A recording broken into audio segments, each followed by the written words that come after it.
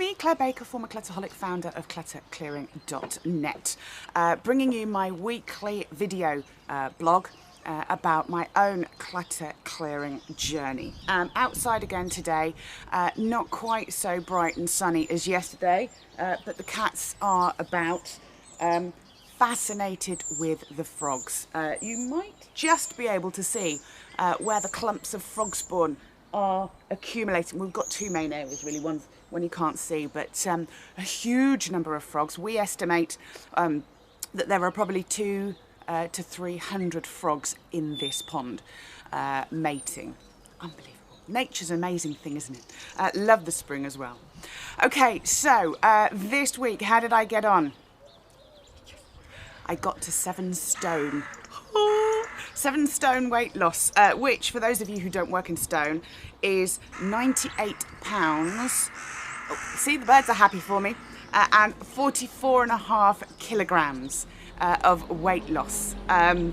So I'm really pleased about that. That's 2.5 pounds lost this week. I didn't think I'd do that actually, because it's not been the easiest week.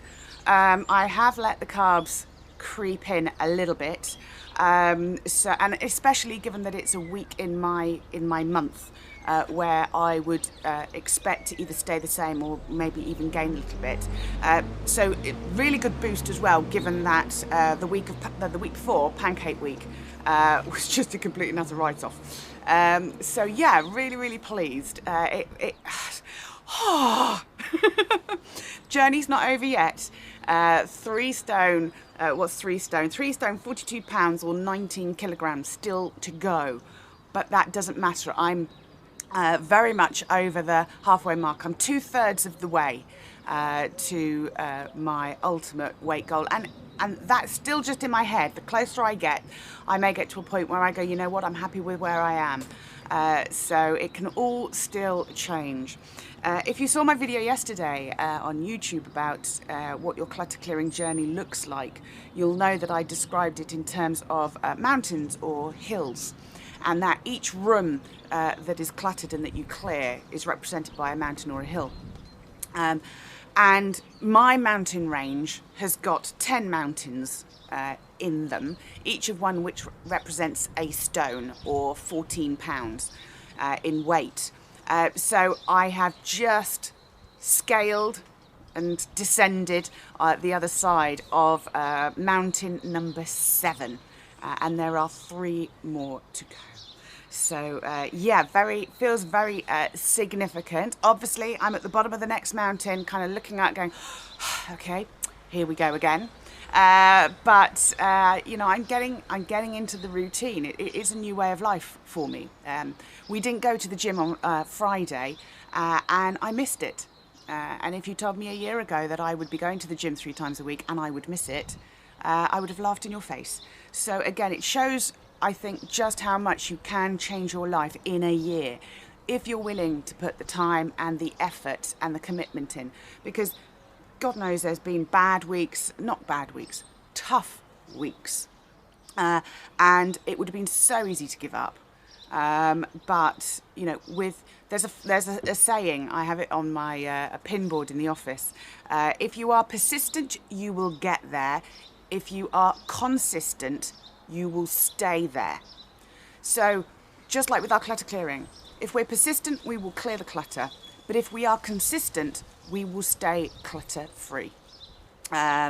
So yeah, so it's all coming together quite nicely. In terms of the 5 success factors, as always, feedback and learning, 5 main things that I've realised and got feedback and learning this week. Last Tuesday, I went off to my counselling with Marisa, and afterwards I was meeting a friend for coffee in Cafe Nero, which is always dangerous for me because of the carrot cake.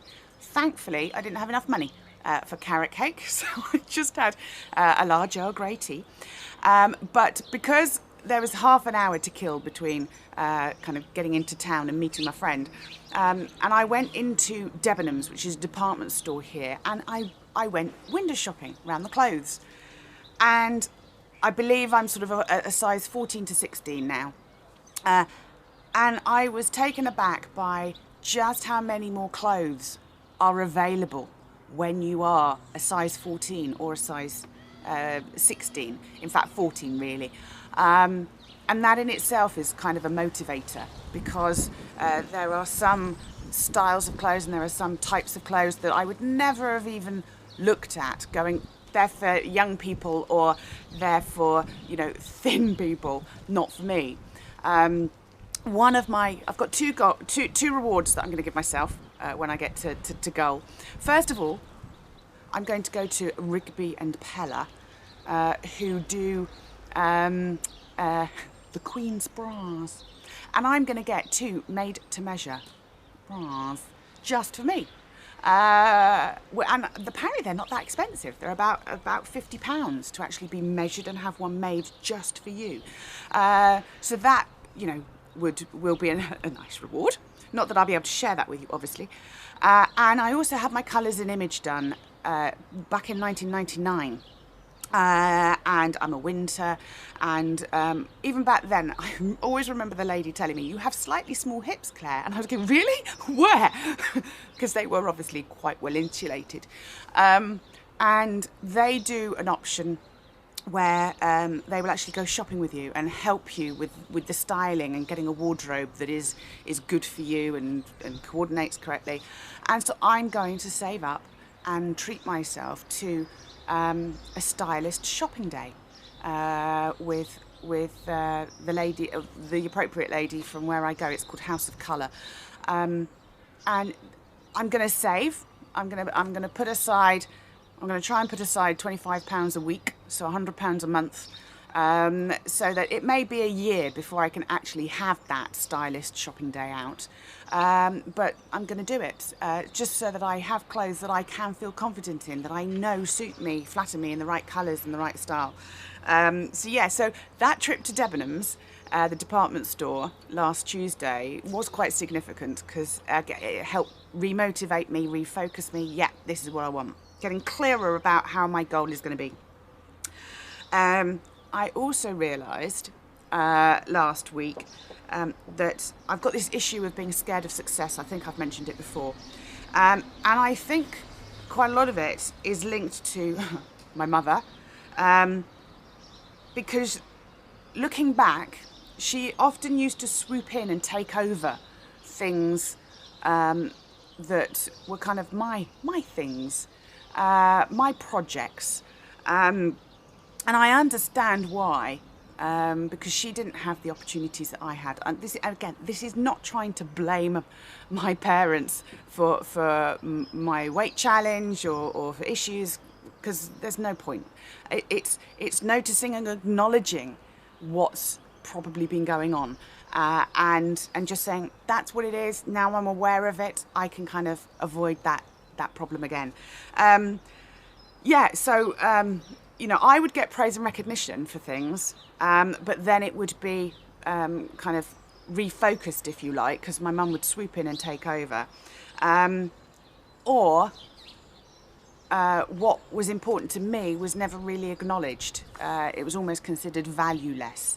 The 2 occasions when I did lose weight with Weight Watchers in 2001 and 2009, I don't remember ever having been told by my parents, you know, well done, you know, gosh, you look good. And I suppose one of the biggest examples for me or significant times when I felt like my mother kind of swooped in and took over and took over the project, as it were, is when I went to South America in 1993 to a place called Guyana. And I set up a children's daycare fund for a Mothers Union children's daycare centre out there that I was volunteering in for 6 months. And I came back to the UK, I went up and down the country, I gave talks because I had 1,000 slides. And I would talk on whatever subject. People could choose what subject I talked about, and I would put together the slides and I would go and give the talk. And I love talking about Guyana because it's a beautiful, beautiful country. Really nice people. And in my final year at university, after having done it for 2 years, my mum essentially swooped in, took over, saying that I couldn't do that and do my finals at university. So she then started taking my slides and going and giving talks.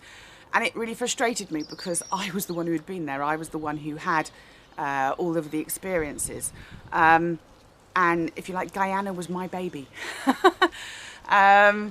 So, yeah, it's hard. So almost, that was what it was. That's how that worked out.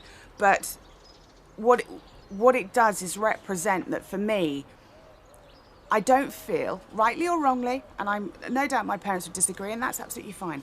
But for me, I don't feel like I've had any success that has just been, well done, Claire. This is all you. You've done this yourself. Well done. Yeah. So even with clutter clearing, my parents helped me out with one of the websites. So again, there's that connection. I wish I hadn't done that with hindsight, because it feels, rightly or wrongly, that it almost taints the success with clutter clearing. So again, it's interesting, isn't it, how these little things sit there and you don't realise that they kind of bug you or eat away at you. So again, realising that actually my fear of success may be linked to that. Strangely, being aware of it kind of makes it okay.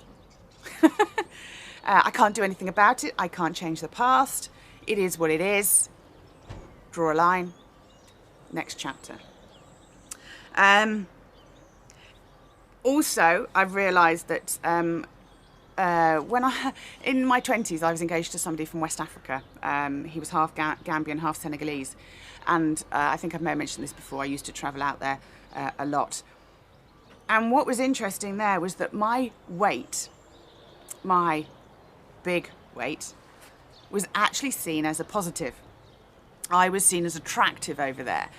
Not just because I was white, but also because I was big. Because in West Africa, it's the woman who eats last. So the husband, the men of the house will eat first, then the children, and then the women last. So essentially, if you've got enough food in your house that the woman can eat enough to be overweight, that's a sign of wealth and prosperity. So again, that probably played into, being slightly overweight is actually a desirable thing, a good thing.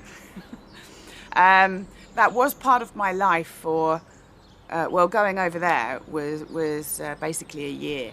I don't know whether that would have made a huge difference to my psyche, kind of depended on what else was going on, I suppose, at the time.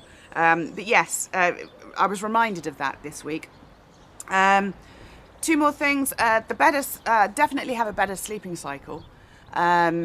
If you'd told me a year ago that I would be waking up naturally at 7 o'clock in the morning, even on a weekend, I would have laughed at you.